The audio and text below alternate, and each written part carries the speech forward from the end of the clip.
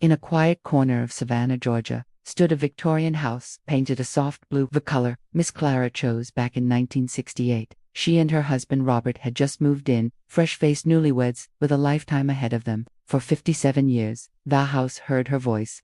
It echoed with the lullabies she sang to her children, the bright peals of laughter at Robert's terrible jokes, and the quiet prayers she whispered in the kitchen as the dawn broke. Clara's voice was her gift. She sang soprano in the church choir until she was 90 years old, her notes soaring to the heavens. When Robert passed away in 2015, the house grew quieter, but Clara kept singing. She sang to the walls, to the wind that rustled the magnolias outside, and to the empty chair across the dining table where Robert used to sit. Her voice filled the silence he left behind. By the year 2025, Clara was 95. Dementia, a cruel and quiet thief, had begun to steal her words, one by one. She'd sit for hours in her favorite rocking chair on the porch, her eyes distant, the songs and stories locked away somewhere deep inside. The silence in the old house became heavy. It was too big for her now, the stairs too steep, the memories too overwhelming. After much thought, the family made a difficult decision. They would sell the house after one last Christmas together. Her granddaughter Maya, who had Clara's eyes and a piece of her gentle spirit, was the one to break the news. She sat by Clara's rocking chair, holding her frail hand, and explained as softly as she could.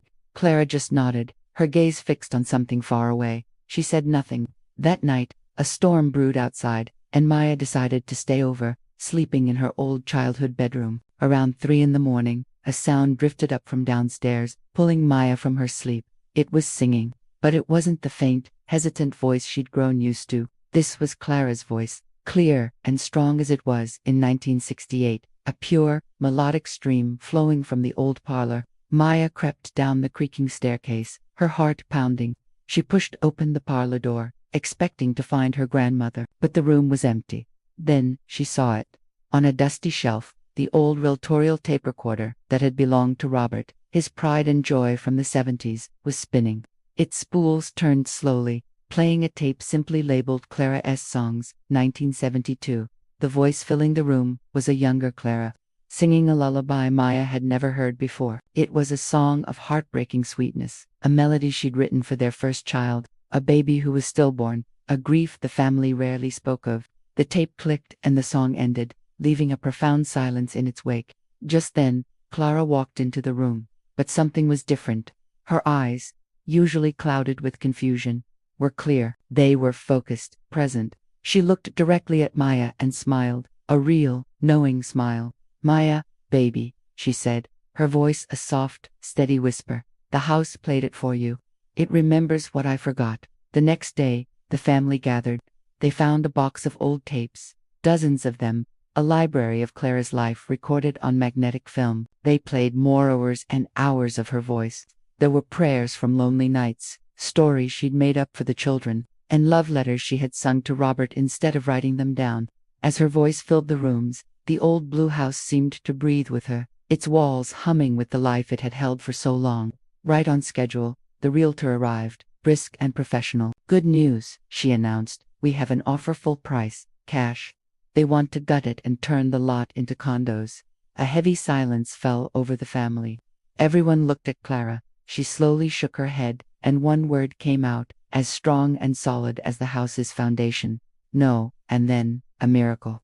For the first time in years, Clara spoke in full sentences, her voice gaining strength with every word. She looked at her children, her grandchildren, and said, "This house, it kept my voice for me when I lost it. It held my memories. We're not selling." The family looked at each other, tears welling in their eyes. The decision was unanimous. They didn't sell. Instead, they turned the old parlor into a recording studio.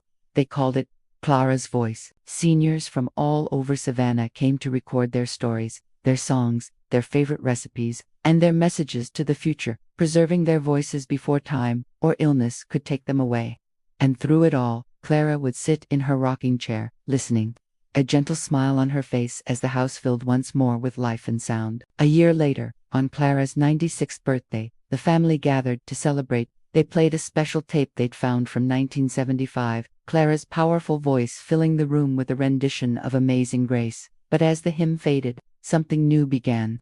It was a verse no one had ever heard, in a voice that was frail but clear. recorded no one knew when. When my voice is gone, she sang, let this house sing for me. I'll be listening from the other side. That night, Clara asked to sleep in the parlor, surrounded by the tapes and the music. The next morning, her family found her there, peaceful in her rocking chair, her hands folded in her lap and a soft smile on her face. The reel-to-reel on the shelf was spinning slowly. On it was a fresh tape, labeled in shaky handwriting, Clara, final song. They pressed play. Her voice, impossibly clear and young again, filled the room. Thank you, she said, for letting the house remember me. Now I remember everything. See you soon, my loves. Today, the studio in the old blue house thrives.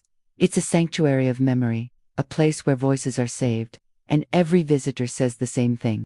When the recorders are off and the room is quiet, if you listen very closely, you can still hear a woman singing softly in the walls. The house remembered her voice, so her voice could remember us. Some homes don't just shelter our bodies, they shelter our souls. They keep us alive, long after we're gone.